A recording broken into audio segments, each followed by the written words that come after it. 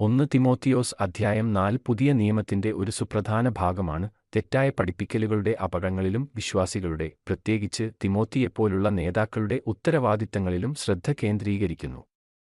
അധ്യായം പലപ്പോഴും 2 വിഭാഗങ്ങളായി തിരിച്ചിരിക്കുന്നു. ആദ്യ ഭാഗം തെറ്റായ അധ്യാപകരെയും അവരുടെ ഉപദേശങ്ങളെയും കുറിച്ച് മുന്നറിയിപ്പ് നൽകുന്നു.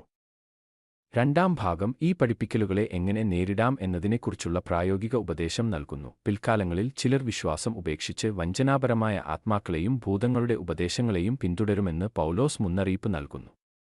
ഈ വ്യാജ അധ്യാപകരെ വിവാഹവും ചില ഭക്ഷണങ്ങളും വിലക്കുന്ന കപടനുണയന്മാർ എന്ന് വിശേഷിപ്പിക്കപ്പെടുന്നു.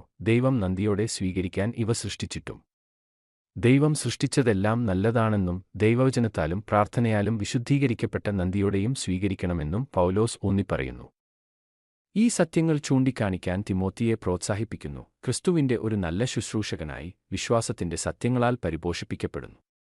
ശാരീരിക പരിശീലനത്തേക്കാൾ വിലയേറിയ ദൈവഭക്തിയിൽ സ്വയം പരിശീലിപ്പിക്കാൻ അവൻ ഉപദേശിക്കുന്നു. യൗവനത്തിലാണെങ്കിലും സംസാരം, പെരുമാറ്റം, സ്നേഹം, വിശ്വാസം, വിശുദ്ധി എന്നിവയിൽ തിമോത്തി വിശ്വാസികൾക്ക് മാതൃകയാകണം.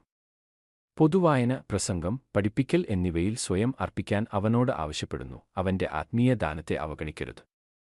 മൊത്തത്തിൽ, തെറ്റായ പഠിപ്പിക്കലുകൾക്കെതിരെ ഉറച്ചുനിൽക്കേണ്ടതിന്റെയും ക്രിസ്തുവിന്റെ യഥാർത്ഥ പഠിപ്പിക്കലുകൾ പ്രതിഫലിപ്പിക്കുന്ന ഒരു ജീവിതം നയിക്കുന്നതിന്റെയും പ്രാധാന്യം ഈ അധ്യായം ഊന്നിപ്പറയുന്നു. കൂടുതൽ വീഡിയോകൾ കാണാൻ ലൈക്ക്, ഷെയർ, സബ്സ്ക്രൈബ് ചെയ്യുക.